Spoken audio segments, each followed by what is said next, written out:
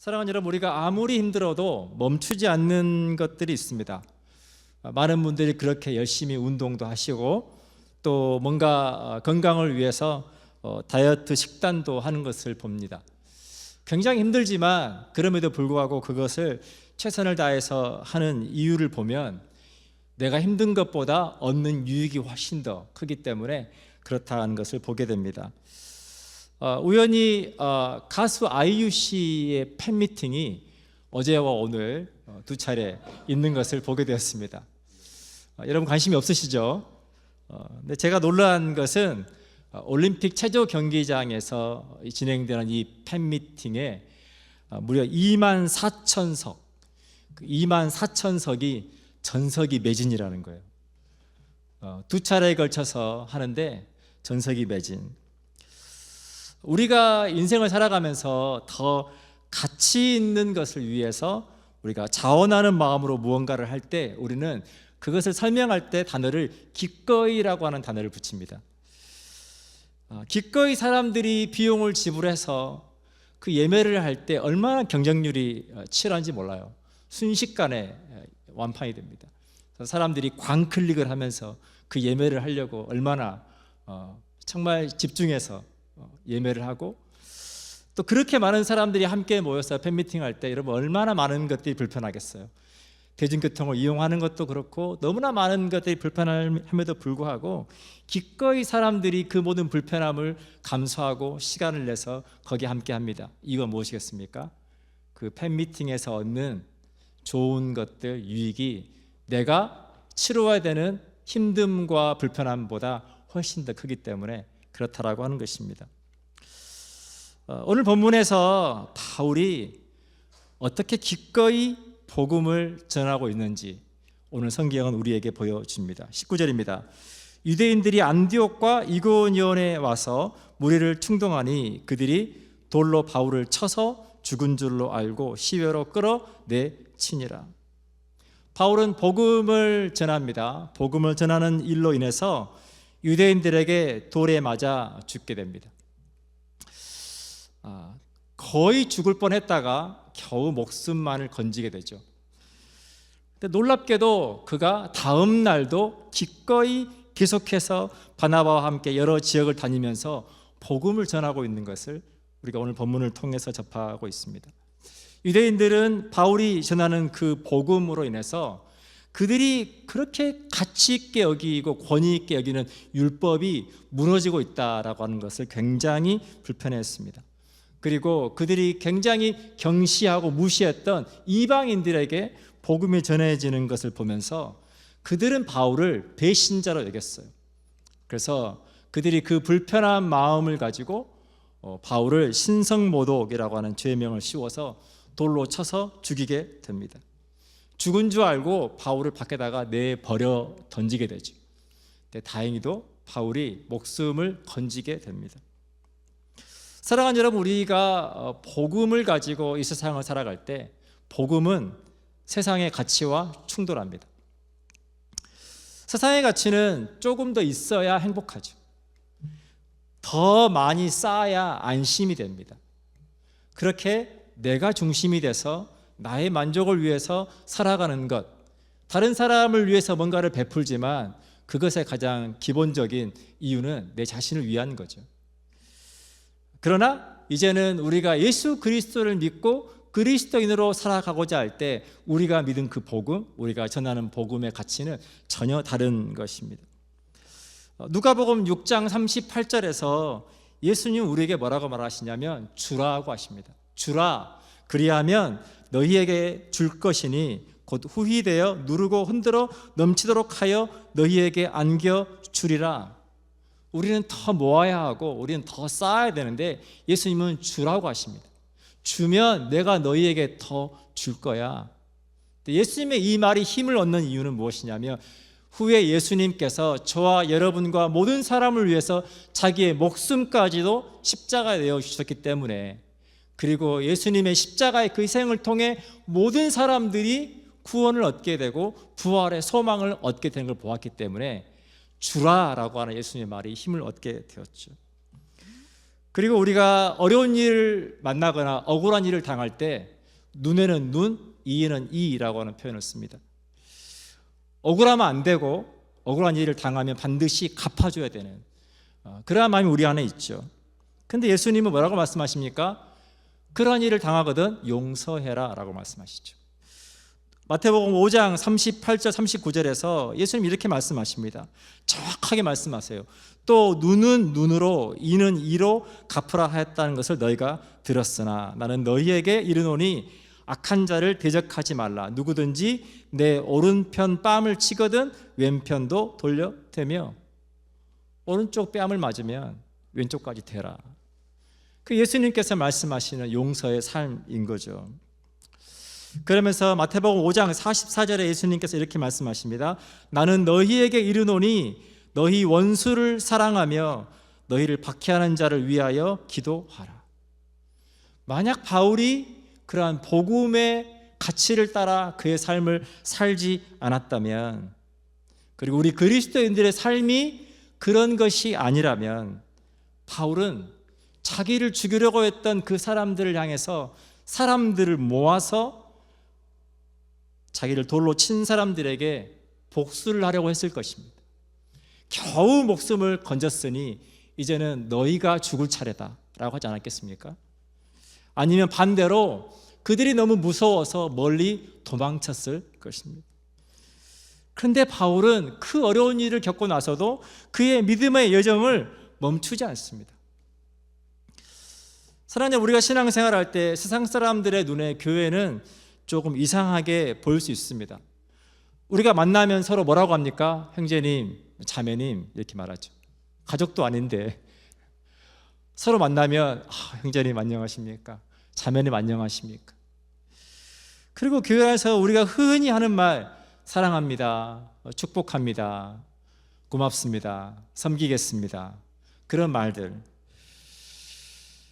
믿지 않는 사람들의 눈에 볼 때 내 삶은 아직 너무 힘들고 남을 생각하는 그런 여유를 가져보지 못하고 있는데 별로 가진 것도 없어 보이는 그리스도인들이 그렇게 있는 척하고 뭔가를 그렇게 사랑하는 척하고 그렇게 살아가는 모습을 보면 그 모습이 때로는 가식적으로 보이기도 한다라고 하는 거예요. 성경에서 말하고 있는 그리스도인의 삶은 우리의 죄성과 세상의 가치관과 정면으로 대치되는 것들입니다. 그래서 사람들 눈에 가식적으로 보여질 때가 있습니다. 제가 예를 하나 들어보겠습니다. 여러분이 어느 집에 놀러 갔습니다. 근데 그 집에 꼬마 아이가 오더니 여러분의 옷에 낙서를 하는 거예요. 근데 여러분 그 옷이 흰색입니다. 더군다나 이제 막 사서 처음 입고 간 옷이에요. 여러분 기분이 어떻겠습니까? 여러분의 마음의 소리가 들려오기 시작할 겁니다. 아니 왜 가정교육을 이렇게 시키는 거야? 제가 최대한 순화해서 말하는 거예요. 아니 이 옷을 어떻게 할 거야? 다시는 내가 이 집에 오나 봐라. 여러분 마음 가운데 불편한 마음과 함께 마음의 소리가 막 들려오기 시작할 거예요. 근데 아이 엄마가 그것을 보고 아이를 혼내키면서 너무너무 미안해하는 거예요. 어머 어떻게 해요? 제 아이가 아직 어려서 너무 미안해요. 어떡하지? 미안해합니다. 사랑하는 여러분, 그럴 때 대부분의 사람들은 어떻게 합니까? 아니 애 교육을 어떻게 시키는 거예요? 라고 그렇게 말합니까? 대부분의 사람들은 그럴 때 그렇게 반응하지 않습니다. 아유 괜찮아요. 애들이 뭐 다 그렇죠. 거기에 멈추지 않고 심지어 자기의 경험담까지 얘기해 주면서 오히려 미안해하는 그 엄마를 따독이고 위로합니다. 근데 우리가 그러한 모습을 보면서 안 그런데 그런 척하는 가식적이라고 하는 표현을 쓰지는 않죠. 왜냐하면 그게 없는 마음이 아니니까 그렇죠. 사랑하는 여러분, 어쨌든 기분은 좋지 않지만 그렇게 하는 이유가 무엇입니까? 그렇게 대하는 이유가 뭐죠? 그 엄마와의 관계가 지금 옷보다 더 소중하기 때문에 그렇다라고 하는 거죠. 우리는 끊임없이 무엇이 내 삶에 더 가치 있고 무엇이 내 삶에 더 의미 있고 무엇이 더 소중한지 그 우선순위를 정하면서 살아갑니다. 바울에게 있어서 바울의 우선순위는 그가 예수님 만난 이후에 바뀌게 되었습니다. 오랫동안 여러분 바울은 교회에 적대적이었습니다. 그는 그리스도인들을 잡아서 옥에 가두고 교회를 핍박하는 사람이었습니다. 하지만 바울이 다메섹 도상에서 예수님을 만났을 때 그의 삶에는 커다란 변화를 경험하게 되죠. 마치 그가 밭에서 보화를 발견한 것처럼, 그래서 자기의 소유를 다 팔아서 그 밭을 산 사람처럼 바울은 그때부터 그의 삶에 그가 그동안 너무나 중요하게 여겨왔던 모든 것들을 쓰레기처럼 여기기 시작합니다. 그리고 예수님과의 관계가 목숨의 위험마저도 개의치 않을 만큼 소중하고 특별한 관계가 됩니다. 마태복음 13장 44절에서 예수님은 우리가 하나님을 믿는 그리스도인들에게 있어서 하나님과의 관계에 대해서 이렇게 우리에게 설명해 줍니다. 천국은 마치 밭에 감추인 보화와 같으니 사람이 이를 발견한 후 숨겨두고 기뻐하며 돌아가서 자기의 소유를 다 팔아 그 밭을 사느니라. 우리가 예수 그리스도를 믿는 믿음을 통해 얻게 되는 그 구원, 하나님의 자녀됨, 그리고 우리가 하나님 나라의 상속자가 된 그 모든 것은 우리가 가지고 있는 그 어떠한 것보다도 더 귀하고 그것과는 비교할 수 없을 만큼 너무나 큰 축복이다라고 하는 것을 예수님께서 우리에게 말씀해 주고 있습니다. 사랑하는 여러분, 저와 여러분이 왜 이 자리에 와서 앉아 있습니까? 그 이유는 예수님과 우리가 특별한 관계가 되었기 때문에 그렇다라고 하는 것입니다. 예배가 우리 신앙의 전부는 아닙니다. 근데 제가 그동안 신앙생활하면서 제가 아는 한 할머니께서 매 주일마다 2시간씩 그 먼 시골에서 걸어서 예배에 참여하시는 거예요. 근데 분명한 것은 차가 없는 게 아니에요. 교통편이 없는 게 아닙니다. 그 할머니가 버스비가 없는 게 아니에요. 근데 매주마다 2시간씩, 날이 좋으나 날이 추우나 2시간씩 걸어서 예배에 오는 거예요. 그 이유는 무엇이냐면 옛날 분들의 마음의 방식이에요. 하나님 앞에 내가 정성껏 예배를 준비하려고 하는 그 마음. 그래서 내가 다른 거는 나이 들어서 무식해서 다른 거는 할 수 없지만 내가 그렇게 하나님 앞에 시간을 들여서 예배를 사모하고 예배를 준비하고자 하는 마음들. 저는 지금은 우리 예배가 너무 많이 편리해졌습니다. 저희가 헌금도 온라인으로 하고요. 또 많은 것들이 편해졌지만 저희 부모님의 세대만 해도 헌금을 드리려고 하면 은행에 가서 돈을 새 돈으로 바꾸거나 아니면 옷 다리듯이 이렇게 다림질을 해가지고 깨끗하게 해서 이렇게 봉투에 담아서 헌금을 드렸습니다. 지금 많은 것들이 편리해졌지만 그러나 우리가 하나님 앞에 나아가는 우리의 자세 그리고 우리의 태도만큼은 우리가 그러한 것들을 가져야 된다라고 생각이 됩니다. 사랑하는 여러분, 저와 여러분의 관계 또 하나님과의 관계가 그렇게 마음과 정성을 다할 만큼 소중하고 특별한 관계가 되기를 축복합니다. 혹 여러분 가운데 누구 때문에 또 누군가를 위해서 이 자리에 와 앉아있는 분이 있다면, 아니면 예배를 드리고 있지만 이 시간이 아깝다라고 하는 생각이 드시는 분이 있다면 여러분 오늘 바울의 간증을 한번 들어보십시오. 제가 빌립보서 3장 5절에서 8절을 쉬운 성경으로 좀 빠르게 읽어드리겠습니다. 나는 태어난 지 8일 만에 할례를 받았습니다. 이스라엘 민족 중에서도 베냐민 지파의 자손이며 히브리인 중에서도 히브리인입니다. 모세의 율법은 내 인생의 안내자 역할을 했고 나는 율법을 가장 엄격히 지키는 바리새인이 되었습니다. 무슨 말이냐면 지금 자기 자랑하고 있는 거예요. 내가 그렇게 대단한 사람이었습니다. 과거에는 지금 그 이야기를 하고 있는 거예요. 율법을 지키는 것에 너무나 열심이었으므로 심지어 교회를 핍박하기까지 했습니다.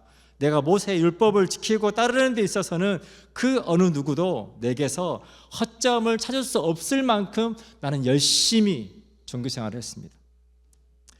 그때는 이 모든 것이 내게 너무나 소중하고 가치 있는 것들이었습니다. 그러나 예수 그리스도를 만난 이후 그 모든 것이 아무 쓸모없는 것임을 알게 되었습니다. 그것들뿐만 아니라 이 세상 그 어떤 것도 내 주 예수 그리스도를 아는 것과 비교가 되지 않습니다. 예수 그리스도를 위하여 나는 모든 것을 버렸습니다. 모든 것이 쓰레기처럼 아무런 가치가 없다는 것을 이제 압니다. 나는 예수님을 알게 되었습니다. 여러분, 그것이 바울의 간증입니다. 오늘 본문 20절입니다. 제자들이 둘러섰을 때에 바울이 일어나 그 성에 들어갔다가 이튿날 바나바와 함께 더베로 가서 복음을 그 성에 전하여 많은 사람을 제자로 삼고 루스드라와 이고니온과 안디옥으로 돌아갔어. 바울이 죽은 줄 알고 사람들이 바울의 시체를 밖에다가 내던집니다. 그리고 제자들이 그 바울을 둘러싸고 있습니다. 그렇게 제자들이 바울을 쳐다보고 있는데 다시 바울이 일어나는 거예요. 죽은 줄 알았던 바울이 살아 일어나는 거예요. 그리고 나서 계속해서 바울이 이 성과 저 성을 다니면서 복음을 전하는 거예요. 사랑하는 여러분,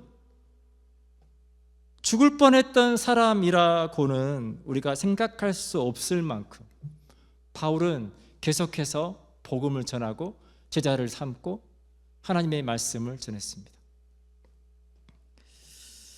우리가 흔히 말하는 트라우마가 바울에게 없습니다. 사랑하는 우리 모두는 저마다 트라우마를 가지고 살아갑니다. 그것이 우리를 위축되게 할 때가 있고 또 중요한 무언가를 가로막는 장애물이 되기도 합니다. 제가 아는 선교사님께서 북쪽 지방에서 선교 사역을 할 때 따님이 차를 몰고 나갔다가 무스하고 충돌했어요. 여러분, 무스를 보신 분들은 아실 거예요. 생각보다 훨씬 큽니다. 근데 그 무스하고 차가 충돌하면서 차가 반파가 되고 차를 폐차를 하게 됐어요. 근데 그 사고로 인해서 그 따님이 한동안 운전을 할 수가 없는 거예요. 왜냐하면 운전을 하려고 할 때마다 그 두려움 때문에, 그 무서움 때문에 너무 운전을 해야 되지만 그런 할 수 없는 거예요. 사랑하는 여러분, 우리가 우리 삶 가운데 그런 일을 겪을 때가 얼마나 많습니까? 인간관계 속에서 또 내가 해야 되는 중요한 일들 속에서 그런 트라우마 때문에 우리가 어려움 겪을 때가 얼마나 많습니까? 근데 바울의 사역을 보면 트라우마? 그게 뭔데? 그냥 그런 거는 개나 줘버려. 전혀 개의치 않습니다. 바울은 고난당하는 것을 억울해하거나 원망하지 않습니다. 오히려 그는 고난당하는 것을 당연한 것으로 여기고 영광스러운 상처로 여깁니다. 그래서 갈라디아서 6장 17절에서 이렇게 말합니다. 이후로는 누구든지 나를 괴롭게 하지 말라. 내가 내 몸에 예수의 흔적을 지니고 있노라. 내가 세상에 대하여는 못이 박히고 예수 그리스도의 십자가 외에는 자랑할 것이 없다. 그가 오히려 고난받는 것을 자랑스럽게 여겼다는 것입니다. 사랑하는 여러분, 저와 여러분이 그리스도인으로 이 땅을 살아갈 때 바울은 우리에게 말합니다. 그건 당연한 거야. 우리가 그리스도인으로서 세상의 가치관을 따라 살아가지 않고 하나님의 말씀을 따라 살아가려고 할 때 우리가 고난을 겪게 되는 것은 너무나 당연한 것일 뿐만 아니라 그것이 우리가 자랑할 수 있는 영광이라고 하는 거예요. 22절입니다. 제자들의 마음을 굳게 하여 이 믿음에 머물러 있으라 권하고 또 우리가 하나님의 나라에 들어가려면 많은 환난을 겪어야 할 것이라 하고 죽을 뻔했던 바울이 오히려 제자들을 붙들어주며 위로하고 격려합니다. 캘리포니아 주에 가면 조슈아 트리 국립공원이 있습니다. 사막에 조슈아 트리가 가득합니다. 그 척박하고 마른 땅에 그 나무가 가득합니다. 이 나무가 그 사막에서도 늘 그렇게 푸를 수 있는 이유는 굉장히 중요한 하나의 원칙이 있습니다. 옆으로는 3m가 뻗쳐갑니다. 뿌리가. 그런데 수직으로는 12m까지 깊게 뿌리를 내립니다. 그것으로 인해서 아무리 비가 내리지 않고 사막 한가운데 있어도 이 나무는 그렇게 푸를 수가 있다라고 하는 것입니다. 사랑하는 여러분, 우리가 바울의 신앙을 보면 바울의 믿음은 하나님의 은혜 위에 깊게 뿌리를 내린 신앙이었습니다. 그래서 바울은 늘 이렇게 고백합니다. 나의 나된 것은 하나님의 은혜입니다. 나는 그렇게 대단한 사람이었고 자랑할 만한 사람이었지만 나는 교회를 핍박했고 나는 예수 믿는 사람들을 잡아가던 사람이었습니다. 그런 나에게 예수님께서 찾아오셔서 나를 만나주시고 나를 용서해 주실 뿐만 아니라 복음을 전하는 자로 나를 세워주셨습니다. 이 모든 것이 은혜입니다.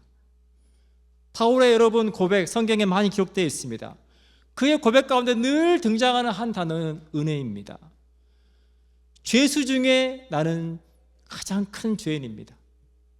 이 모든 것이 하나님의 은혜입니다. 사랑하는 여러분, 우리가 그리스도인으로 살아갈 수 있는 것 하나님의 은혜입니다.